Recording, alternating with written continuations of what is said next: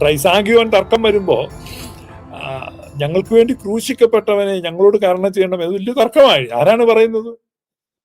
കൃത്യമായിട്ട് ഈ ഭൂമിയിൽ, ഈ ലോകത്തിൽ അത് പറയുന്നത് സുറിയാനി സഭ മാത്രമാണ്. അപ്പൊ എവിടെ പോയി നിൽക്കുന്നു? എവിടെ പോയി നിൽക്കുന്നു? അന്ത്യോക്യയുടെ 3-ാം പാത്രിയർക്കീസ് ആയിരിക്കുന്ന ഇഗ്നാത്യോസ് ന്യൂറോനോയുടെ വിശ്വാസ പാരമ്പര്യത്തെ പിടിക്കുന്ന ആരാണ്? യാക്കോബായ സഭയാണ്. ഇഗ്നാത്യോസ് ന്യൂറോനോ എന്ന് പറയുന്ന അന്ത്യോക്യയുടെ 3-ാം പാത്രിയർക്കീസിന് കിട്ടിയ ദർശനമാണ്.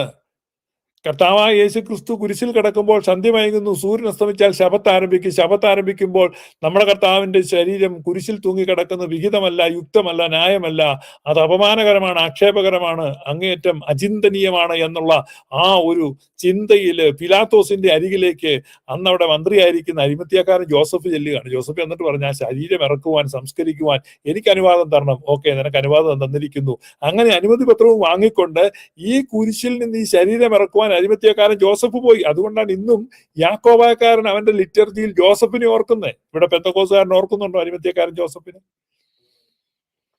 അരിമത്യാ നാട്ടിൽ ധാർമ്മികനായി വാണ യോസേഫ് എന്നൊരു മാനവനേകൻ, അല്ലേ? അപ്പം വിധിനാഥ നൽക ഭാഗ്യമഹാനിധിയെ.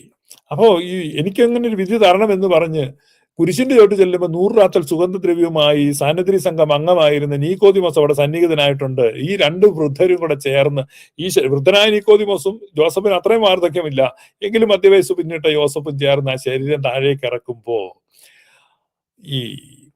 ഈ കാര്യം അന്ത്യോക്യയുടെ പാത്രിയർക്കീസായിരുന്ന ഇഗ്നാത്യോസ് ന്യൂറോൻ ഒരു ദർശനത്തിൽ കാണുകയാണ്. കർത്താവിന്റെ ആ കുരിശു മരണം എങ്ങനെയായിരുന്നു എന്ന് അദ്ദേഹം കണ്ട ദർശനത്തിൽ മാലാഖമാർ അന്തരീക്ഷത്തിൽ നിന്നുകൊണ്ട് ഈ ക്രൂശിത രൂപത്തെ നോക്കി വാഴ്ത്തി പുകഴ്ത്തി പാടുകയാണ്, ദൈവമേ നീ പരിശുദ്ധനാകുന്നു. ഇതാണ് നമുക്ക് ട്രൈസാഗ്യം കിട്ടുന്നത്, ദൈവമേ നീ പരിശുദ്ധനാകുന്നു.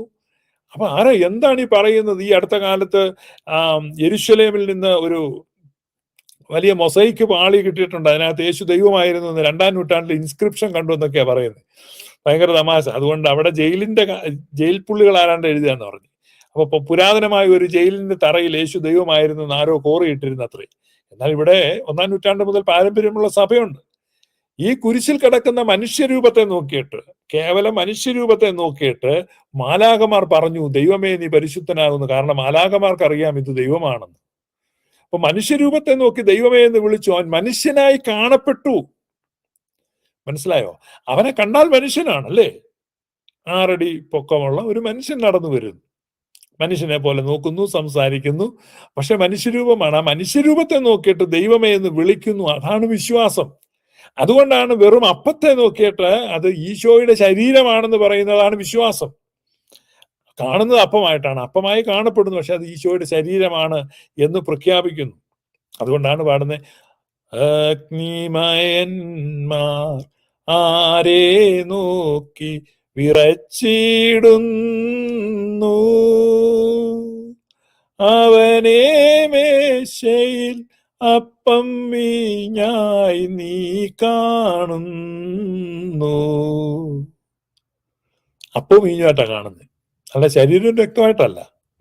അപ്പം വീഞ്ഞുമായിട്ട് കാണുന്നെങ്കിലും അതിനെ ശരീരവും രക്തവും എന്ന് വിളിക്കുന്നു. ഇതാണ് മനുഷ്യ ശരീരത്തെ കണ്ടിട്ട് ദൈവമേ എന്ന് മാലാഖമാർ വിളിക്കുന്നു. ആ വിശ്വാസത്തെ declaration or proclamation of faith ആണ്. അപ്പോ മനുഷ്യനെയാണ് കണ്ടത്, പക്ഷെ ദൈവമേ എന്ന് വിളിക്കുകയാണ്, ദൈവമേ നീ പരിശുദ്ധനാകുന്നു. അടുത്തത് ബലഹീനരിൽ ബലഹീനനായി, ഇതിനേക്കാൾ ബലഹീനായ ഒരു മനുഷ്യനായി യെരുശലേമിലില്ല. അടിച്ചുടക്കപ്പെട്ടവനായി, നിസ്സഹായനായി, സ്വന്തം തോളിലേക്ക് ശിരസ് ചായ്ച്ച് മരിക്കാൻ ഒരുങ്ങുന്നു. ബലഹീനനാണ്, നിശ്ചേഷ്ടനാണ്, നിശ്ചലനാണ്, നിസ്സഹായനാണ്. ഒരു ബലവുമില്ല, ഒരു പ്രതികരണവുമില്ല, ഒരു എതിർപ്പുമില്ല. രോമം കത്തിരിക്കുന്നവരുടെ മുമ്പിൽ കുഞ്ഞാട് നിൽക്കുന്ന പോലെ നിസ്സഹായനായി അടങ്ങി ഒതുങ്ങി നിന്നു. ശരീരം മുഴുവൻ മുറിവേൽക്കാത്ത 1 ഇഞ്ച് സ്ഥലം ബാക്കിയില്ല. ഉഴവുചാലുകൾ പോലെ അവന്റെ പുറം കീറപ്പെട്ടു. രക്താഭൂഷിതമായ ശരീരത്തെ നോക്കിയാൽ ഒരാളെന്ന് പോലും തിരിച്ചറിയാൻ പറ്റുന്നില്ലെന്ന് പ്രവാചകനായ യേശയ്യാവ് ദീർഘദർശി തന്റെ ദീർഘദർശനത്തിന്റെ കണ്ണാടിക്കുഴലിലൂടെ നോക്കിയിട്ട് പറഞ്ഞു. ശിഷ്യന്മാരത് കോറിയിട്ടു. നമുക്കത് തിരുവെഴുത്തിൽ നിന്ന് ലഭിച്ചിരിക്കുന്നു. കണ്ടാൽ ഒരു മനുഷ്യനെന്ന് പോലും തിരിച്ചറിയാൻ പറ്റുന്നില്ല. ആ രൂപത്തെ നോക്കിയിട്ട് മാലാഖമാർ പറഞ്ഞു, ബലവാനേ നീ പരിശുദ്ധനാകുന്നു. കാരണം മാലാഖമാർക്കറിയാം തന്റെ ശക്തിയുള്ള വചനത്താൽ മുഴു പ്രപഞ്ചത്തെയും വഹിക്കുന്നവനാണ് ഈ മരക്കുരിശിൽ തൂങ്ങിക്കിടക്കുന്നത്. അതുകൊണ്ടാണ് നമ്മുടെ ശീമാ നമസ്കാരത്തില് വെള്ളിയാഴ്ച സന്ധ്യയുടെ ഭാഗത്ത് ഇങ്ങനെ ചൊല്ലുന്നുണ്ട്, അഖിലാണ്ടത്തെ വഹിപ്പോനെ അന്ത വഹിച്ചു കുരിശുമരം, പ്രാണപ്രദനാം പ്രാണമയൻ തനിയെ രുചിച്ചു മരണത്തെ. ഞാൻ വരികൾ ഓർക്കുന്നില്ല, അപ്പൊ ഇതിനകത്ത് ആദ്യത്തെ വരി ഇതാണ്, അഖിലാണ്ടത്തെ വഹിച്ചോനെ അന്ത വഹിച്ചു കുരിശുമരം. എബ്രായ ലേഖനം 1-ാം അധ്യായം 1-ാം വാക്യം മുതൽ താഴോട്ട് വായിക്കാൻ നിങ്ങൾ കാണുന്നുണ്ട്, തന്റെ ശക്തിയുള്ള വചനത്താൽ മുഴു പ്രപഞ്ചത്തെയും വഹിക്കുന്നവൻ. ആ മുഴു പ്രപഞ്ചത്തെയും അഖിലാണ്ടത്തെ വഹിക്കുന്നവനെ ആ കുരിശുമരം വഹിക്കുകയാണ്. പക്ഷെ അഖിലാണ്ടത്തെ വഹിക്കുന്നവനാണ് ഈ കിടക്കുന്ന. ആർക്ക് മനസ്സിലായി? മാലാഖമാർക്ക് മനസ്സിലായി. മാലാഖമാർ പറയുകയാണ്, ബലവാനേ നീ പരിശുദ്ധനാകുന്നു. സ്വന്തം തോളിലേക്ക് ശിരസ് ചായച്ചു, പിതാവ് എന്റെ ആത്മാവിനെ കൈക്കൊള്ളണം എന്ന് പറഞ്ഞ് മരിച്ചു, മരണത്തെ രുചിച്ചു. മരിച്ചു കിടക്കുന്ന ആ ശവശരീരമല്ലേ. ആ മരിച്ചവനെ നോക്കിയിട്ട് മാലാഖമാര് പറയുന്നു, മരണമില്ലാത്തവനെ നീ പരിശുദ്ധനാകുന്നു. അപ്പൊ ദൈവമേ നീ പരിശുദ്ധനാകുന്നു. ദൈവമാണോ? നോക്കിയാലല്ല, മനുഷ്യനാ. ബലവാനെ നീ പരിശുദ്ധനാകുന്നു. നോക്കിയാൽ ബലവാനാണോ? അല്ല, ബലഹീനനാ. മരണമില്ലാത്തവനെ നീ പരിശുദ്ധനാകുന്നു. നോക്കിയാലാണോ? അല്ല, മരിച്ചു കഴിഞ്ഞു. അപ്പൊ മനുഷ്യനെ നോക്കി ദൈവമേ എന്നും, ബലഹീനനെ നോക്കി ബലവാനെ എന്നും, മരിച്ചവനെ നോക്കി മരണമില്ലാത്തവനെ എന്നും വിളിച്ച് മാലാഖമാര് പറയുമ്പോ ഈ കാഴ്ച കണ്ട് ഭയചകിതരായ, വിസ്മയഭരിതരായ ജോസഫും നിക്കോദിമോസും കുരിശിന്റെ ചുവട്ടിൽ നിന്ന് താഴെ മുകളിലേക്ക് നോക്കിയിട്ട് പറഞ്ഞു, ഞങ്ങൾക്ക് വേണ്ടി കുരിശിക്കപ്പെട്ടവനെ ഞങ്ങളോട് കരുണ ചെയ്യണമേ. ഇത് അന്ത്യോക്യയുടെ പാത്രീർക്കീസ് ഇഗ്നാത്യോസ് നൂറോന ദർശനം കണ്ടതാ. ഈ ഇഗ്നാത്യോസ് നൂറോനയുടെ ദർശനമാണ് പരിശുദ്ധ സഭയുടെ ട്രൈസാഗിയോൻ. ഇത് ലോകത്ത് ചൊല്ലുന്ന ഒരേ ഒരു സഭ യാക്കോബായ സഭയാ. ട്രൈസാഗിയോൻ എന്ന് പറഞ്ഞൊരു സാധനം എല്ലാവരും ചൊല്ലുന്നുണ്ട്. കത്തോലിക്കര് ചൊല്ലുന്നുണ്ട്, ഗ്രീക്കുകാർ ചൊല്ലുന്നുണ്ട്, അവരൊക്കെ ചൊല്ലും. അവരേത് ചൊല്ലുന്നറിയോ?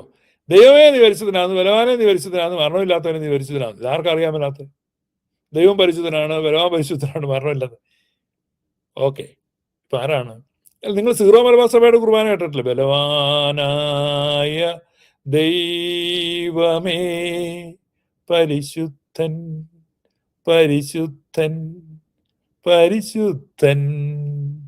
നല്ല രസമുണ്ട്. അപ്പൊ ദൈവമേ നീ പരിശുദ്ധനാകുന്നു, ബലവാനെ നീ പരിശുദ്ധനാകുന്നു, മരണമില്ലാത്തവനെ നീ പരിശുദ്ധനാകുന്നു. കൊള്ളാം. അടുത്ത വരി ചൊല്ലുമ്പം കത്തി കഴുത്തേ വരും. ഒത്തിരി പേര് കൊല്ലപ്പെട്ടു, ഞങ്ങൾക്ക് വേണ്ടി അയ്യോ, അപ്പൊ ഞങ്ങൾക്ക് വേണ്ടി കുരിശിക്കപ്പെട്ടവനെ ദൈവമായിട്ടും ബലവാനായിട്ടും മരണമില്ലാത്തവനായിട്ടും ഏറ്റുപറയുക. അതാ സത്യവിശ്വാസം.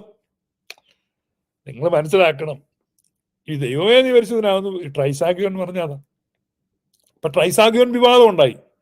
ഇപ്പൊ ട്രൈസാഗിയോൻ വിവാദം ഉണ്ടായപ്പം നമ്മുടെ ഒരു സഭാപിതാവ് ഒരു തത്തയെ കൊണ്ട് ഈ ട്രൈസാഗിയോൻ മുഴുവൻ കാണാതെ പഠിപ്പിച്ച് അന്ത്യോക്യയുടെ തെരുവീതിയിലൂടെ പറയിപ്പിച്ചു നടന്ന ഒരു ചരിത്രമുണ്ട്. ഈ തത്ത ചൊല്ലുമായിരുന്നു.